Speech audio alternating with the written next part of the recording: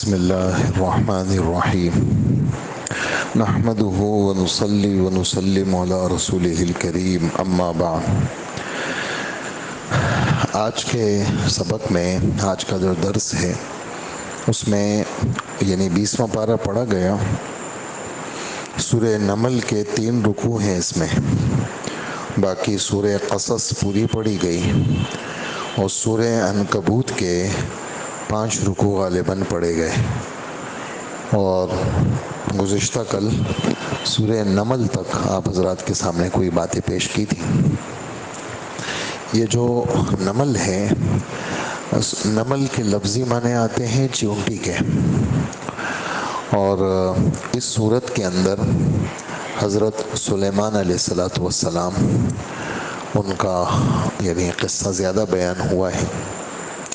پہلا جو رکوع ہے اس میں تاسین، اللہ کو اس کا مطلب معلوم ہے، ہمیں پتہ نہیں ہے، اور قرآن پاک اللہ کی کتاب ہے۔ یہ جو آگے آ رہی ہے یہ اللہ کی کتاب کی آیت ہے، اور ایمان والوں کے لیے ہدایت، خوشخبری کا سبب ہے۔ اور ایمان والے کون ہیں؟ جو اللہ پر بن دیکھے ایمان رکھتے ہیں، نمازوں کا اہتمام رکھتے ہیں، قیامت کے دن پر ان کا یقین ہے۔ اور جو بے ایمان لوگ ہیں ان کے سامنے دنیا کے نقشے ہم نے خوبصورت کر دیے ہیں، اور وہ اپنے برائیوں کو اچھا سمجھتے ہیں اور اسی میں اندھے ہیں۔ اور یہ جو قرآن ہے یہ آپ کے اوپر اللہ کی طرف سے، جو حکیم ہیں، علیم ہیں، ان کی طرف سے یہ قرآن آپ کے پاس بھیجا جا رہا ہے۔ اس پہ پھر حضرت موسیٰ علیہ السلام کا نبوت کا قصہ، پھر معجزات کا قصہ، پھر مختصر سی 1-2 آیتیں کہ فرعون کی قوم، فرعون اور فرعونیوں نے، ان کے دلوں نے یہ معجزات سچے مان لیے تھے، لیکن صرف اپنے کو بڑا سمجھنا۔ ابھی آپ نے بالکل آخری رکعت میں سنا کہ قوم عاد، قوم سمود، یہ دنیاوی چیزوں میں بڑے سمجھدار تھے، وَكَانُوا مُسْتَبْصِرِينَ، بڑے بصیرت والے لوگ تھے، بڑے ہوشیار تھے، لیکن آخرت کے معاملے میں بالکل کھوٹے نکلے۔ اور یہاں پر بھی قوم عاد، قوم سمود والوں کو بھی ہمارے رب نے متکبر کہا۔ وَقَارُونَ وَفِرْعَوْنَ وَحَامَانَ، یہ جو فرعون کے دوست تھے، قارون وہ بھی مالدار تھا، پیسے والا تھا، حضرت موسیٰ علیہ السلام کا رشتہ دار تھا، اور حامان یہ فرعون کا وزیر تھا۔ کہا کہ انہوں نے اپنے آپ کو دنیا میں بڑا سمجھا۔ اور ابھی آپ نے عشاء میں دوسری رکعت کے اندر میں نے وہ آیت پڑھی، اور میں نے مغرب میں بھی پڑھی تھی۔ اس پہ جو پہلی آیت تھی اس میں ہمارے رب فرماتے ہیں یہ جو آخرت ہے نا، یہ آخرت صرف ان لوگوں کو ملے گی جو اپنے کو بڑا نہیں سمجھتے، جو اپنے کو کچھ سمجھتے ہیں کہ میں بھی کچھ ہوں۔ تو اس کو پہلے، اگر ایمان والا ہے تو پہلے اس کی صفائی ہوگی، پھر جائے گا وہ۔ اسی وجہ سے کہا جاتا ہے کہ سب سے اخیر میں آدمی کے دل سے اگر کوئی آدمی کوشش کرے کہ مجھے اللہ روحانی بیماریوں سے خلاصی دے، تو سب سے اخیر میں تکبر نکلتا ہے، اپنے کو بڑا سمجھنا، میری بھی کوئی حیثیت ہے۔ بھی آپ کو پتہ نہیں میں بڑے حیثیت والا آدمی، ہمارا خاندان آپ کو پتہ نہیں ہے، ہم ایسے لوگ ہیں بھائی، مجھے دیکھو آپ ذرا میں کیسا ہوں۔ یہ چیز اللہ کو اچھی نہیں لگتی۔ تو وہ مغرب میں بھی میں نے وہ رکوع پڑھا اور عشاء میں بھی پڑھا، اور ان رکوعوں کے پڑھنے سے غرض یہ ہوتی ہے کہ اللہ پاک ہمیں ان امراض سے خلاصی دے دے۔ کہا کہ آخرت اس کو ملے گی جو اپنے کو بڑا نہیں سمجھتے، اور دنیا میں فساد اس کا مزاج نہ ہو، اور نمبر 3 اس کی طبیعت میں گناہوں سے بچنا ہو۔ بس یہ 3 کام جس کے اندر ہوں گے، اللہ پاک وہ آخرت کا سردار ہے، وہ آخرت کا بڑا ہے۔ اور قارون اور یہ سارے یہ اپنے کو بڑا سمجھتے تھے، تو بڑائی صرف اللہ کے لیے ہے۔ وَلَهُ الْكِبْرِيَاءُ فِي السَّمَاوَاتِ وَالْأَرْضِ، صرف اللہ کے لیے ہے آسمان و زمین میں بڑائی۔ تو یہاں پر بھی یہ جو میں سورہ نمل کا پہلا رکوع چل رہا ہے اس کے اندر بھی یہ ہے کہ یعنی فرعونیوں نے حضرت موسیٰ علیہ السلام کے معجزات کو ان کو وَاسْتَيْقَنَتْهَا أَنفُسُهُمْ، ان کی طبیعتوں نے اس کو یقین کر لیا تھا کہ یہ سچا آدمی ہے. جیسے کہ ابو جہل کے پاس ایک مرتبہ بالکل آندھی میں حضور اس کے گھر پہ گئے، تو ابو جہل نے اندر اپنے گھر والوں کو کہا کہ ابھی اس وقت جو آدمی آیا ہے وہ بڑا مجبور آدمی ہے اور بس اس کا جو مطالبہ ہوگا میں پورا کروں گا. جب دروازے پہ آیا تو محمد صلی اللہ علیہ وسلم تھے. کیسے آنا ہوا؟ کہا میں آپ کو ایمان کی دعوت دینے آیا ہوں، کلمہ پڑھ لوں. اس نے کہا کہ اور کوئی اس کے علاوہ کوئی آپ کی ضرورت ہوتی میں پوری کر لیتا، لیکن میں کلمہ نہیں پڑھ سکتا. اور یہ والی بات خود ابو جہل کی ہے کہ مجھے پتہ ہے یہ کہ سچا آدمی ہے، لیکن میں کیوں ان کو نہیں مان رہا کہ بیت اللہ کے جتنی وہ ہے اپنا حج کا پورا نظم ہے، حاجیوں کی خدمت ہے، اور زمزم کا کنواں ان کے پاس ہے، بیت اللہ ان کے پاس ہے، اور سارا نظم انہوں نے سنبھالا ہوا ہے، تو نبوت بھی ان کے پاس آ گئی. بس یہ بات، ورنہ وہ دل سے یہ مانتا تھا کہ محمد صلی اللہ علیہ وسلم سچے ہیں، لیکن بس وہ تکبر، اپنے کو بڑا سمجھنا. تو اس وجہ سے تو فرعون کے دل اور یہ سب کے دل اس کو مانتے تھے کہ موسیٰ علیہ السلام سچے، اور اسی طرح مدینہ کے جتنے یہود تھے وہ دل سے حضور کو سچا مانتے تھے، اللہ کے رسول کو پہچانتے تھے وہ، لیکن انہوں نے کہا کہ نہیں ہم نہیں مانتے آپ کو. اور کیوں نہیں مانتے؟ حسدا من عند انفسہم، جلن کی وجہ سے، تکبر کی وجہ سے، بڑائی کی وجہ سے. تو بہت ساری چیزیں ہیں، مطلب یہ بات میں ویسی نہیں کر رہا آپ کی خدمت میں، یہ کسی وجہ سے میں کر رہا ہوں. تو بہت سارے خیر کی چیزوں سے انسان رک جاتا ہے اپنی بڑائی کی وجہ سے. میں پیسے والا آدمی ہوں بھائی، میں یہ یہاں چلا جاؤں، میں آپ کیسی بات کر رہے ہیں؟ مسجد میں زمین پہ سونے لگ جاؤں، میں اتنا بڑا آدمی ہوں میں. اللہ اکبر. اور میں کیا، میں فلانے کی بات مان لوں؟ ٹھیک ہے وہ ہوں گے، بڑے ہوں گے، لیکن میں نہیں مان سکتا، میں بھی کچھ ہوں نا. تو بس، تو میں بھی کچھ ہوں تو گیا یہ آدمی. تو مذہب میں تو آگے وہی بڑھتا ہے جو اپنے کو کچھ نہیں سمجھتا، جو اپنے کو جہاں اس نے کچھ سمجھا تو وہ گیا، وہ رخصت ہو گیا، اور اس کی جو ہے وہ سب چیزیں چھٹی ہو گئی اس کی. تو اس لیے میرے محترم دوستو، ہم سب نیت کریں اپنے کو کچھ نہ سمجھنا، اللہ کو سب کچھ سمجھنا، قرآن کو سب کچھ سمجھنا، حدیث کو سب کچھ سمجھنا، حدیث کو سب کچھ سمجھنا. بس قرآن و حدیث یہ ہمارے لیے کیا ہے؟ رہنما ہے. آگے پھر حضرت داؤد علیہ السلام والد ہیں، سلیمان علیہ السلام ان کے بیٹے ہیں. داؤد علیہ السلام کے اپنے معجزے، سلیمان علیہ السلام کے اپنے معجزے. ان کو اللہ جل جلالہ نے جانوروں کی بولی بھی سکھائی تھی. ان کو اللہ جل جلالہ نے اپنے والد کا وہ بنایا، وارث بنایا، یعنی حکومت میں بھی وارث بنایا اور روحانیت میں بھی وارث بنایا، یعنی نبی بھی بن گئے. باپ بھی بادشاہ تھے، یہ بھی بادشاہ ہو گئے. جنات اور پرندوں کے سب کے وہ ہو گئے، اللہ پاک نے ان کو بڑا بنایا. اور ایک قصہ یوں ہوا، ہمارے رب نے وہ چونٹی کا قصہ یہاں ذکر کیا ہے، علماء نے اس کے نقطے بیان کیے ہیں. تو حضرت سلیمان علیہ السلام کا لشکر جا رہا ہے، تو ایک چونٹی پہلے سے اپنے چونٹیوں کو کہہ رہی ہے کہ اے چونٹیوں اپنے اپنے بلوں میں چلی جاؤ. سلیمان علیہ السلام کا لشکر آ رہے ہیں، ان کو کیا پتہ چلے گا، وہ بیچارے لشکر والے تمہیں اپنے پاؤں کے نیچے رون دیں گے. تو حضرت سلیمان علیہ السلام نے یہ آواز سن لی، اللہ نے پہنچائی ان کو یہ آواز، تو مسکرانے لگے اور فرمانے لگے یا اللہ کتنا بڑا فضل ہے کہ آپ نے ان جانوروں کی بولی مجھے سکھائی ہے، اور اے اللہ مجھے توفیق دے دے کہ میں آپ کی نعمت کا شکر کروں. چونکہ اللہ جل جلالہ نے نبوت بھی دی تھی، اللہ نے پیسہ بھی دیا تھا، اللہ پاک نے چیزوں پر حکومت بھی دی تھی، لیکن ہمارے رب قرآن پاک میں فرماتے ہیں کہ ان کی ترتیب تھی حضرت داؤد علیہ السلام، سلیمان علیہ السلام کی، یعنی 8 گھنٹے خود عبادت کرتے تھے، 8 گھنٹے گھر والے عبادت کرتے تھے، 8 گھنٹے جو ہے نا جو ان کے نوکر چاکر تھے وہ عبادت کرتے تھے. کسی موقع کے اوپر ان کا گھر عبادت سے خالی نہیں ہوتا تھا، اور اس عبادت کی اللہ سے توفیق مانگ رہے ہیں کہ اللہ ہمیں توفیق دے دے کہ ہم آپ کی عبادت کریں. اور یہ جو چونٹی کا قصہ ہمارے رب نے نقل کیا ہے، بہت سارے نکات ہیں، ایک نقطہ پیش کریں گے، وہ یہ ہے کہ جو شخص اپنے ہم جنسوں کی فکر کرتا ہے، ان کے بچانے کی فکر کرتا ہے کہ وہ تکلیف سے بچ جائیں، تو اللہ جل جلالہ کو یہ فکر ان کی اچھی لگتی ہے۔ جیسے کہ 24ویں پارے میں فرعون کا ایک رشتہ دار مسلمان ہو گیا تھا، اور اس کی دعوت کا بیان ہے تقریباً 3 رکوع کے اندر، سورہ مومن کے اندر۔ مومن یعنی اس آدمی نے ایمان قبول کیا تھا، تو چونکہ اس کی دعوت بہت زیادہ جاندار اور بہت عجیب اسلوب پر مشتمل ہے، اللہ پاک کو یہ جو داعی آدمی ہے یہ اللہ کو اچھا لگتا ہے۔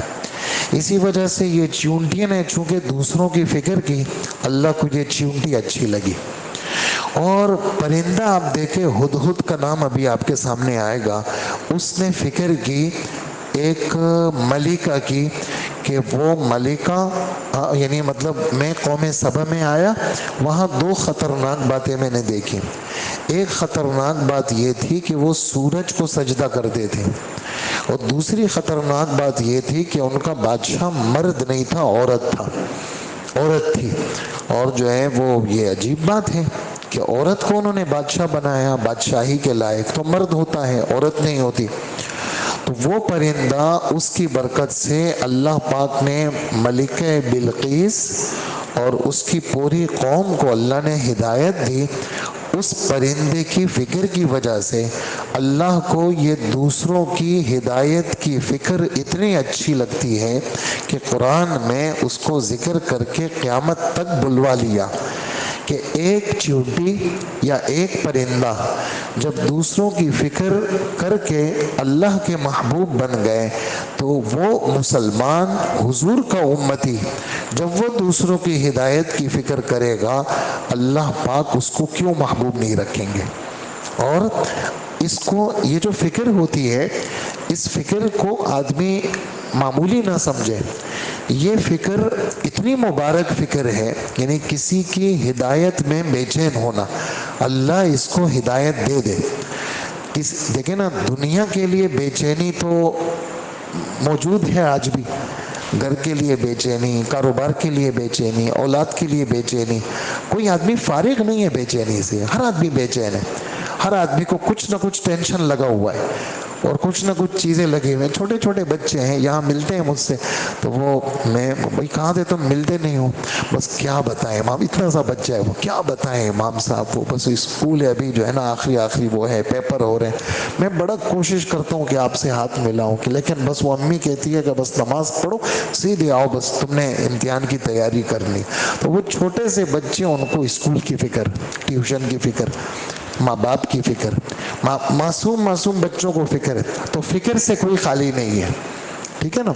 اور یہ والی فکر لوگوں کو ہدایت مل جائے، یہ مبارک فکر ہے، اور اتنی مبارک ہے کہ یہ صحت کو خراب نہیں کرتی، یہ انسان کے اندر کو نورانی بناتی ہے، اور انسان کے پورے جو چیزیں ہیں، چونکہ یہ فکر جب آدمی کو لاحق ہو جاتی ہے تو اس کے کاروبار میں بھی یہ فکر، اس کے گھر میں بھی یہ فکر، ہر چیز میں جب یہ ہدایت کی فکر رکھتا ہے تو اللہ جل جلالہ اس مبارک فکر کے نتائج بھی دکھاتے ہیں، اور اس کو اللہ پاک خیر کی چابی بنا لیتے ہیں۔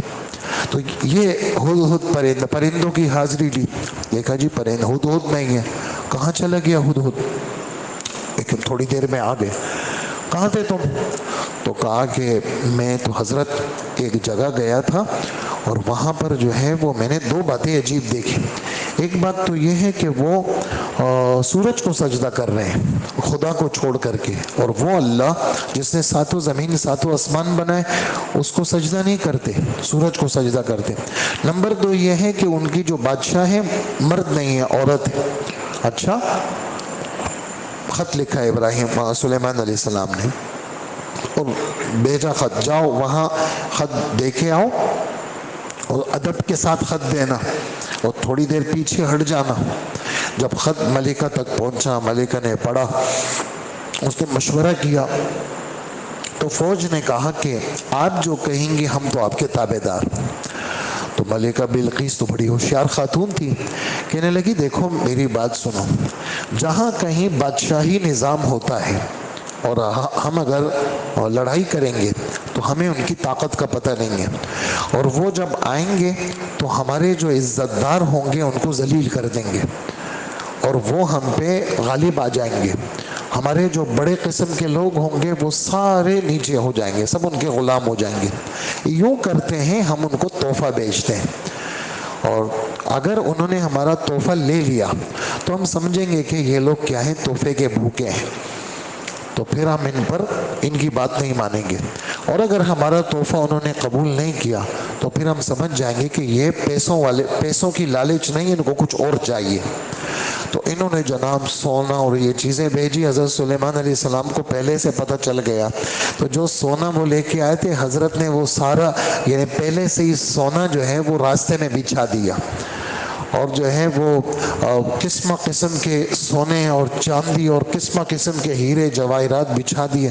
یہ لوگ جب انہوں نے تحفے دیکھے تو ان کو اپنے تحفے گھٹیا لگے، اور حضرت سلیمان علیہ السلام نے فرمایا دیکھو تم لوگ کلمہ پڑھ کے آ جاؤ اور ہم تمہیں چھوڑیں گے نہیں۔ اور ملکہ بلقیس کا ایک بہت بڑا تخت تھا، تو حضرت نے اسم اعظم کی برکت سے وہ تخت منگوایا اور اس میں کچھ ترمیم کر لی، اور ملکہ بلقیس آ گئی اور اس نے کلمہ پڑھ لیا، اور اللہ جل جلالہ نے تو یہاں ملکہ بلقیس اور یہ ساری باتیں اپنی جگہ پہ، لیکن نقطہ وہی ہے کہ کسی کی ہدایت کے لیے بے چین ہونا، اگر وہ پرندہ بھی ہے تو وہ بھی اللہ کو اچھا لگتا ہے، اگر وہ اور اللہ والوں کی صحبت میں اگر وہ کتا بھی ہے تو اللہ کو اچھا لگتا ہے۔ کل قیامت کے دن اصحاب کہف کا کتا تھا اور اللہ والوں کی صحبت میں رہا تھا کتا، اور کتا میں نے کافی ساری باتیں کتے کے بارے میں محفلوں میں بتائی ہیں کہ کتا جو ہے وہ تو بہت گندا جانور ہے، اور اس کی پالنے کو بھی ناجائز قرار دیا ہے، سوائے اس کے کہ تمہاری کھیتی اور چیزوں کے لیے پہرے داری کے لیے۔ تو وہ کتا تھا لیکن اللہ والوں کی صحبت میں چلا گیا، اور اللہ جل جلالہ کل قیامت میں اس کو انسان بنا کر کے ان کے ساتھ جنت میں بھیجیں گے۔ یہ اللہ والوں کے ساتھ رہنے کی برکات ہوتی ہے۔ تو پرندہ بھی اللہ کو اچھا لگا جب ہی ذکر آیا، اسی طرح چونٹی بھی اللہ کو اچھی لگی جب اس کا ذکر آیا۔ پھر اس کے ساتھ ہی حضرت صالح علیہ السلام کی میں نے گزشتہ کل بھی اس کا اشارہ دیا تھا، پھر بالکل پارے کے اخیر میں حضرت لوط علیہ السلام کی قوم کا ذکر، ان کے عذاب کا ذکر۔ پھر 20واں پارہ جب شروع ہوتا ہے تو ہمارے رب اپنی توحید کے دلائل دیتے ہیں کہ آسمان اور زمین جس اللہ نے پیدا کیے، جس اللہ نے پانی اتارا، جس اللہ پاک نے اس سے درخت اگائے، کیا اللہ کے سوا کوئی معبود اور ہے؟ تو جواب اس کا ہے کہ کوئی معبود نہیں۔ وہ اللہ جس نے نہریں چلائی، وہ اللہ جس نے پہاڑ پیدا کیے، وہ اللہ جس نے 2 دریا ملائے، تو اللہ کے سوا کوئی معبود ہے؟ اور اکثر لوگ اس کا یقین ہی نہیں کرتے۔ کون ہے اللہ کے سوا جو کسی کی فریاد کو سنے اور اس سے ہر تکلیف کو اللہ پاک دور فرمائے؟ تو اللہ کے سوا کوئی اور ہے؟ کوئی نہیں ہے۔ کون ہے جو تمہیں رات کی اندھیریوں میں راستے دکھاتا ہے؟ کون ہے جو تمہارے لیے آسمان سے پانی برساتا ہے؟ کون ہے جس اللہ نے پہلی بار بھی پیدا کیا اور دوبارہ موت دے کر کے دوبارہ پیدا اللہ پاک کریں گے؟ اور اللہ آسمان اور زمین سے رزق کا بندوبست اللہ نے کیا، اور آپ ان کو یہ اعلان کر دیں آسمان اور زمین میں غیب کی جتنی خبریں ہیں اللہ کے سوا کوئی نہیں جانتا۔ یہ مضمون ہے۔ ایک نئی بات جو یہاں 20ویں پارے کے دوسرے رکوع کی آخری آیت ہے، اس میں ہمارے نبی حضرت محمد صلی اللہ علیہ وسلم فرماتے ہیں قیامت نہیں آئے گی جب تک 10 نشانیاں تم نہ دیکھ لو۔ قیامت نہیں آئے گی جب تک 10 نشانیاں تم نہ دیکھ لو۔ ان 10 کی وضاحت ہمارے نبی نے کی ہے۔ یہاں صرف ایک نشانی جس کا ذکر یہاں 20ویں پارے کے دوسرے رکوع کے آخری آیت میں ہے کہ ایک دن ایسا آئے گا، یہ جو صفا کی پہاڑی ہے یہ پھٹ جائے گی، صفا کی پہاڑی پھٹ جائے گی، اس سے ایک جانور نکلے گا، وہ جانور لوگوں سے باتیں کرے گا، وہ ساری دنیا میں چکر لگائے گا، اور وہ جانور جو ہے وہ ایمان والوں کو ایک انگوٹھی سے وہ مارے گا تو ایمان والوں کے یہاں پر مومن کا لفظ آ جائے گا، اور کافروں کو مارے گا تو کافروں کے یہاں پر کافر کا لفظ آ جائے گا، اور ایک جانور نکلے گا۔ یہ قیامت کی نشانی ہے۔ اور ہمارے رب فرماتے ہیں ہاں وَإِذَا وَقَعَ الْقَوْلُ عَلَيْهِمْ، جس وقت قیامت کا زمانہ قریب آ جائے گا، أَخْرَجْنَا لَهُمْ دَابَّةً مِّنَ الْأَرْضِ، ہم زمین سے لوگوں کے لیے ایک جانور نکالیں گے، تُكَلِّمُهُمْ، وہ جانور باتیں کرے گا، اور ان باتوں میں سے ایک بات یہ ہوگی ان الناس کانوا بآیاتنا لا یوقنون، بڑا مجمع ایسا ہے جو اللہ پاک کی نشانیوں پہ یقین نہیں رکھتا۔ یہ یعنی اس یعنی سورت کے اندر یہ اہم ایک بات تھی، باقی قیامت کا بیان ہے، اور جو ہے وہ جو نیکی لے کر کے آئے گا یہاں پر بھی، اور سورہ قصص کے آخری جو نیکی لے کر کے آئے گا وہ اس کے لیے بہتر ہے، اور گھبراہٹ سے ہم اس کو نجات دیں گے، اور جو برائی لے کے آئے گا اس کو ہم اوندھے منہ دوزخ میں ڈال دیں گے، اس کے یہ برے عمل کا یہی اس کا انجام ہوگا۔ آگے سورہ قصص ہے، یہ جو سورت ہے تقریباً آدھے سے زیادہ حضرت موسیٰ علیہ السلام کے قصے پر مشتمل ہے، جس میں بالکل شروع میں ہمارے رب فرماتے ہیں ہم سچا قصہ تمہارے سامنے سناتے ہیں۔ فرعون نے بنی اسرائیل کو غلام بنایا ہوا تھا، ہمارا ارادہ آسمانوں میں ہوا کہ ہم اس بنی اسرائیل کو بنائیں امام، فرعون کے ساری دولت کا ہم ان کو وارث بنائیں اور ان کو ہم بڑا بنائیں۔ اور ہم نے موسیٰ علیہ السلام کی ماں کے دل میں بات ڈالی، یہ جو آپ کا بچہ ہے آپ اس کو صندوق میں ڈالیں اور اس کو آپ دریا کے حوالے کر دیں، اور آپ پریشان نہ ہو، نہ پیچھے کی چیزوں کو سوچنا نہ آگے کو سوچنا، ہم آپ سے وعدہ کرتے ہیں کہ ہم یہ بچہ آپ کی گود میں لے کے آئیں گے اور ہم آپ کے اس بچے کو پیغمبر بنائیں گے۔ یہ خبر ہمارے رب نے دے دی، ماں نے بچہ ڈال دیا، اور خدا کی شان وہ بچہ کس کے ہاتھ چڑھ گیا؟ ان کے ہاتھ ہی چڑھ گیا، دشمنوں کے ہاتھ، اور اللہ پاک نے ان لوگوں کے دلوں میں محبت ڈال دی، اور فرعون کی بیوی نے کہا یہ تو میرا بیٹا، اور اللہ جل جلالہ فرماتے ہیں موسیٰ علیہ السلام کی ماں کا دل بے قرار، اگر ہم موسیٰ کی ماں کے دل کو مضبوط نہ کرتے تو وہ راز فاش کر دیتی۔ ہم نے موسیٰ کی ماں کے دل کو مضبوط کیا۔ اصحاب کہف میں بھی یہ وہاں اس طرح کی بات ہے کہ ہم اگر اصحاب کہف کے جو نوجوان ہیں ان کا دل اگر ہم مضبوط نہ کرتے اور وہاں غار کی تنہائیوں میں ان کو سکون نہ دیتے تو وہ نکل آتے اور قتل ہو جاتے۔ ہم نے اصحاب کہف کے دلوں کو مضبوط کیا۔ ہمارے نبی کے لیے 15ویں پارے میں فرمایا اے نبی ہم نے آپ کا دل مضبوط کیا ہے، ہم مضبوط کرنے والے۔ تو خیر اللہ پاک نے دوبارہ حضرت موسیٰ علیہ السلام کو ان کی ماں کے گود میں پہنچایا، پھر اللہ پاک نے نبوت بھی دے دی۔ ابھی نبوت ملی نہیں ہے کہ یہاں سے مصر سے نکلے کیسے۔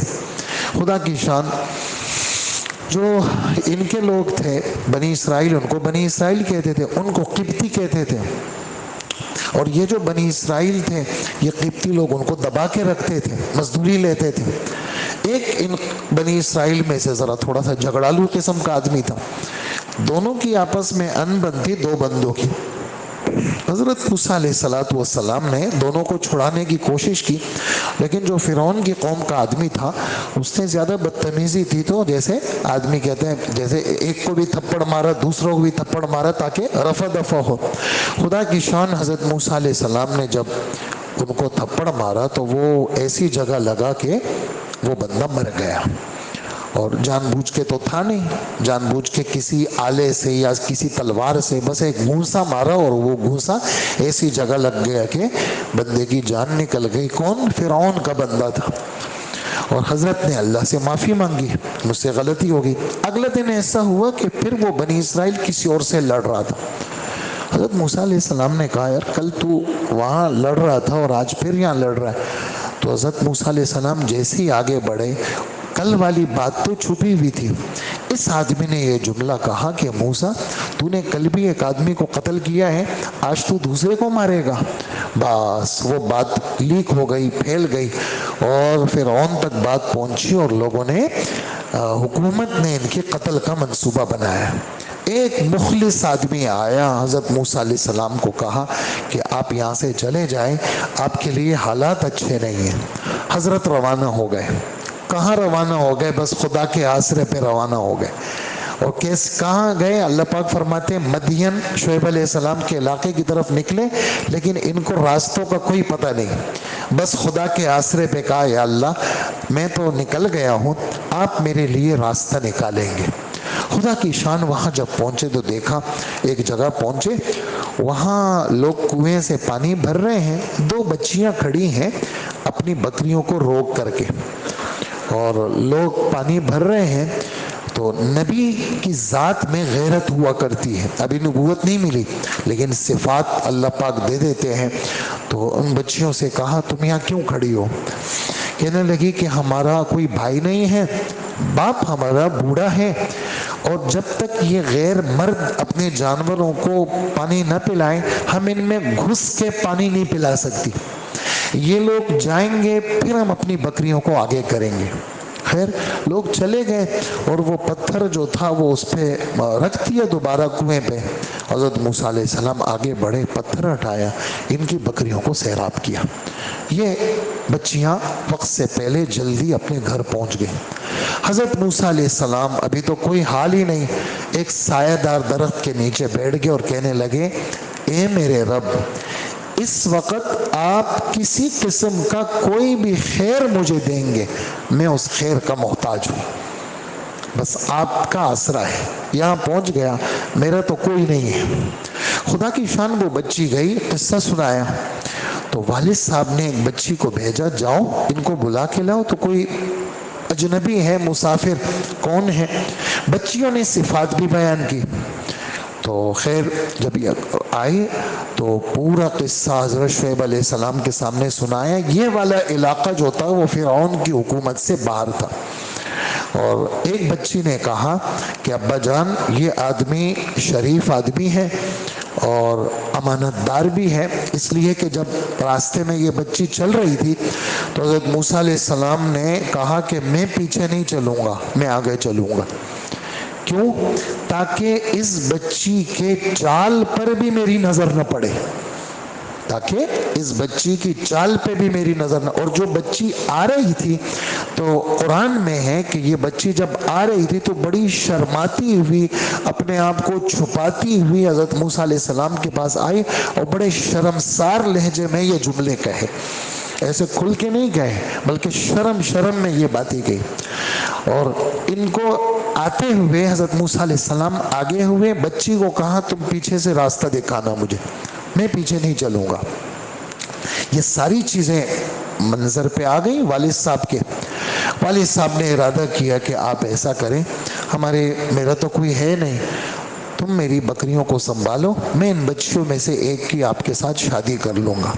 10 سال تک انہوں نے بکریاں چرائی۔ اللہ کو تو کیا منظور تھا، ان کی مزدوری منظور نہیں تھی، نہ ان کی شادی منظور تھی، اصل تو اللہ کو نبوت دینی تھی، اور اللہ پاک نے یہ سبب بنایا۔ اور پھر خیر جی شادی بھی ہو گئی، اور بچی کو لے کر کے راستے میں وہ روشنی دیکھی، اللہ نے نبوت دے دی۔ پھر بھائی کو مانگا، پھر فرعون کے پاس گئے، اور فرعون نے یعنی یہاں جو ادھر ایک نئی بات آپ نے دیگر پاروں میں نہیں ہے، وہ یہاں پر ہے اور 24ویں پارے میں ہے۔ وہ کیا کہنے لگا کہ اے میری قوم، یہ جو موسیٰ علیہ السلام کہہ رہے نا خدا ایک ہے، میرے علاوہ تو کوئی خدا ہے نہیں، خدا تو میں ہی ہوں، نعوذ باللہ۔ اور اے حامان تم ایسا کرو، ذرا مٹی کو اچھی طرح پکا کر کے پکی اینٹیں بناؤ اور ایک لمبی عمارت بناؤ، میں ذرا اوپر جا کر کے بالکل ٹاپ فلور پہ جا کر کے میں ذرا دیکھ لوں گا کہ موسیٰ کا خدا کیسا ہے۔ نعوذ باللہ، اتنا بے وقوف تھا۔ اور وہ عمارت کیا بننی تھی، وہ تو بن بھی گئی اور گر بھی گئی، خدا کو وہ کیا دیکھتا، لیکن یہ اس کی بے وقوفی والی باتیں تھی۔ اور 25वें पारे में कहने लगा, ए मेरी कौम, देखो ये मूसा नाउज़ बिल्ला ये तो बात भी नहीं कर सकता, इसके पास तो कुछ है भी नहीं, इसके पास तो सोना भी नहीं है, मेरे पास सोना है, इसके पास हुकूमत भी नहीं है, मेरे पास हुकूमत है, देखो इसके पास तो ये बागात और नहरें नहीं है, मेरे पास है। तो ये जो आदमी बेवकूफ़ होता है ये उसकी बातें होती है, जिस बात के न सर होते हैं न पैर होते हैं। तो अल्लाह जल्ल जलालुहु ने उनको क्या किया, हलाक किया। ये सारी बात बताने के बाद हमारे रब एक बात फरमाते हैं कि ए नबी, आप जो लोगों के सामने ये किस्से सुना रहे हैं, आप क्या कोहे तूर के पास मौजूद थे? आप तो नहीं थे, आप तो उस वक्त पैदा भी नहीं हुए थे, आप तो हजारों साल के बाद आए। आप वमा कुंत बिजानिबिल गरबी, कोहे तूर के मगरिब की जानिब आप थे? आप तो नहीं थे, लेकिन हमने आपको ये कुरान सुनाया कि सच्ची सच्ची बातें हमने आपको सुनाई। गोया कि ये मूसा अलैहि सलाम का किस्सा अपनी जगह इबरतों वाला किस्सा है, लेकिन आपकी नबूवत की दलील भी है ये। इसके साथ साथ हमारे रब ने इस सूरत में उसका कारून का किस्सा सुनाया। कारून ये हज़रत मूसा अलैहि सलाम का रिश्तेदार था, पैसे वाला था, और इसको कहा भी अल्लाह के नाम पे दो। तो कहने लगा कि आप तो इसलिए मुझसे वो कर रहे हैं, मुतालबे कर रहे हैं कि मेरे माल पे आप कब्ज़ा कर लें। और इस जालिम ने हज़रत मूसा अलैहिस्सलाम पे इल्ज़ाम लगाने की भी कोशिश की। और कारून के इस किस्से में अल्लाह पाक ने क़यामत तक के हुज़ूर सल्लल्लाहु अलैहि वसल्लम के उम्मत के मालदारों को हिदायत दी है। ये जुमला जो मैं अभी आपको सुना रहा हूँ, ये मौलाना इब्राहिम साहब देवला जो तबलीगी जमात के बुज़ुर्ग हैं, उनका हिंदुस्तान का एक बयान है, उसमें उन्होंने ये बात कही कि कारून के किस्से में हमारे रब ने हुज़ूर सल्लल्लाहु अलैहि वसल्लम की उम्मत के पैसे वाले लोगों को अल्लाह पाक ने हिदायत दी है। वो क्या कि देखो, वब्तग़ि फ़ीमा आताकल्लाहु दारल आखिरा, ए कारून जो तुझे पैसा मिला है, इस पैसे के ज़रिए से आखिरत का तालिब बन जा। हाँ, वला तंसा नसीबक मिनद दुनिया, और दुनिया के अंदर जो अल्लाह जल्ल जलालुहु ने तुम्हें कुछ करने का कहा है, इसको भूलना मत। और सुन लो, जैसे अल्लाह ने तुझ पर एहसान किया, रिज़्क़ खुला दे दिया, ऐसा ही तू लोगों पर भी एहसान कर। तेरा ये पैसा सिर्फ तेरे पास जमा न रहे, बल्कि तेरा ये पैसा आगे जाए और लोगों की ज़रूरियात इसके ज़रिए से बन जाए, और तेरे अंदर इस पैसे के जो गंदे असरात हैं वो तेरे अंदर नहीं होने चाहिए।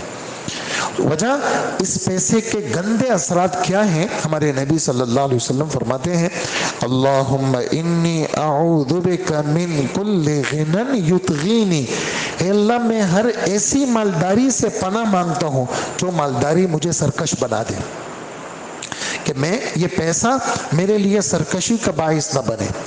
तो ए कारून, तू फसादी नहीं बनना। लेकिन कारून का जुमला क्या था? आज भी जब आप किसी से बात करें और उसका दिल दिमाग बना हुआ ना हो, तो वो पैसे वाला आदमी क्या कहता है?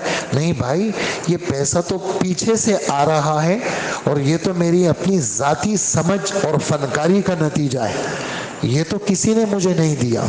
हालांकि जो कुछ भी इंसान को मिलता है वो कौन देता है? तो अल्लाह देते हैं। वो तो सब कुछ अल्लाह जल्ल जलालुहु देते हैं। ये कानूनी जुमले हैं। इन्नमा उतीतुहु अला इल्मिन इंदी, मेरे पास फन है ना, उस फन पे ये पैसा मिला है। तो अल्लाह जल्ल जलालुहु उसको बारे में ये हिदायत देते हैं, अवलम यरौ अन्नल्लाह अवलम यअलम अन्नल्लाह क़द अहलक मिन क़ब्लिही मिनल क़ुरून मन हुवा अक्सर मिनहु जमा, कि इसको इतना पता नहीं कि इससे ज़्यादा पैसे वाले लोगों को इन्हीं की बुरी हरकतों की वजह से हम तबाह कर चुके हैं। खैर, वो तबाह न होता, लेकिन नबी पर उसने इल्ज़ाम लगाया। अल्लाह जल्ल जलालुहु ने ज़मीन को खोला और इसको अपने तमाम तर जितने भी इसके ख़जाने थे, उसकी चाबियाँ थी, उसके समेत उसको ज़मीन में धंसा दिया। और जो दुनियादार किस्म के लोग थे ان کو بھی ترغیب ہے. جس کے پاس پیسہ نہیں ہے تو وہ ان پیسے والوں کو دیکھتے ہیں، کہتے ہیں یار دیکھو کیسے مزے ہیں ان کے. تو اللہ جل جلالہ عوام کو یہ سمجھاتے ہیں کہ دیکھو لوگوں کی چیزوں پہ نظر مت رکھو، جو اللہ نے تمہیں دیا ہے اللہ کے دین کے اوپر راضی رہنے کی کوشش کرو. اور دیکھو نہ معلوم اس پیسے کی وجہ سے ان کا انجام کیسے ہوتا ہے، یہ تو کل پتہ چلے گا.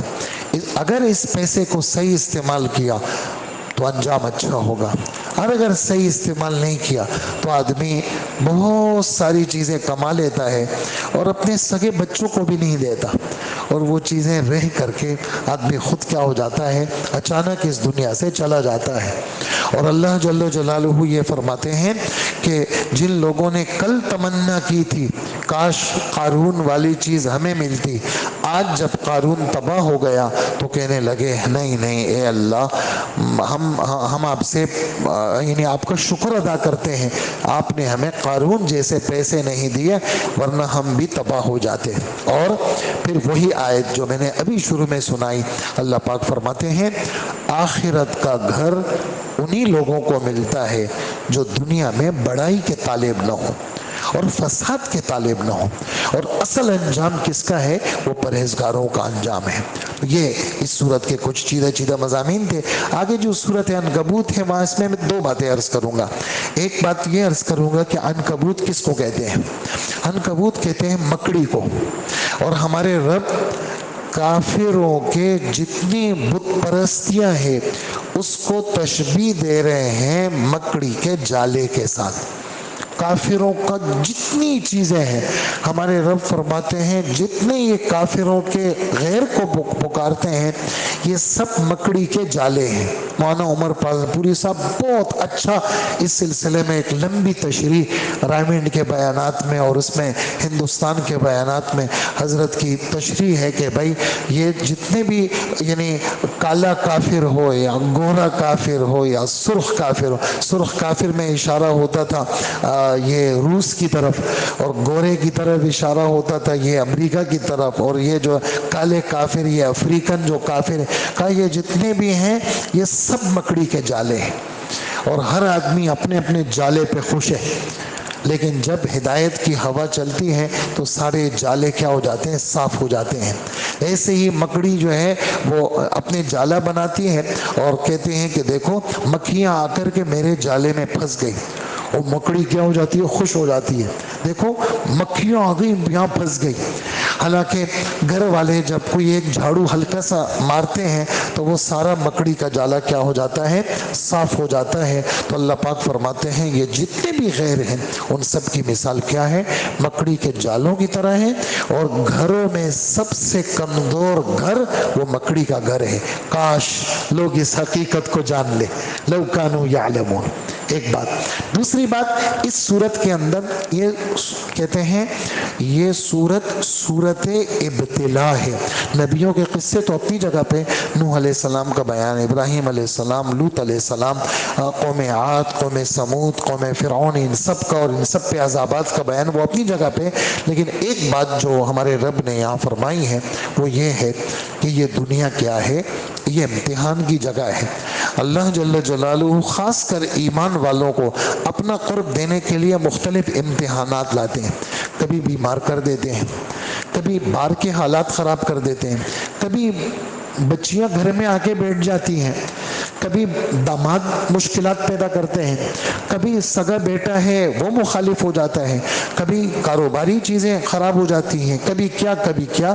فرمایا کہ یہ جتنے ایمان والے ہیں ان کے ایمان اندر سے یہ سچے ہیں یا جھوٹے، ہمارا رب کیا کرتا ہے، ان کا امتحان لیتا ہے. اور سب سے زیادہ جو امتحان ہوتا ہے وہ نبیوں کا ہوتا ہے، اور سب سے زیادہ جو پھر نبیوں کے بعد اللہ کے قریب ہوتا ہے وہ زیادہ امتحان سے دوچار ہوتا ہے. وہ اس صورت کے تقریباً 1.5 صفحے کے اوپر اللہ جل جلالہ نے اس مضمون کو بیان فرمایا ہے. اور اللہ پاک فرماتے ہیں کہ لوگوں میں سے بعض ایسے ہیں کہ یہ کہتے ہیں کہ ہم مسلمان ہو گئے، جب خدا کے دین کے لیے ان کو تھوڑی سی کوئی تکلیف آتی ہے تو پھر وہ گھبرا جاتے ہیں، حالانکہ ان کو گھبرانا نہیں چاہیے، ان کو چاہیے کہ یہ تکلیف جو آئی ہے یہ مجھے آخرت اور دنیا کے اندر اللہ کے قرب کے لیے یہ تکلیف آئی ہے۔ یہ دو باتیں اس صورت میں نے آپ کی خدمت میں عرض کرنی تھی۔ اللہ پاک ہمیں عمل کی توفیق عطا فرمائے۔